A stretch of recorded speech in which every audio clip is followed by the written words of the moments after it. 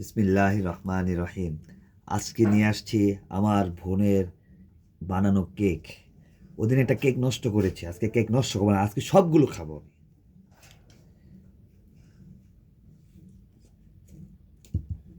ওহ, মজার মজা।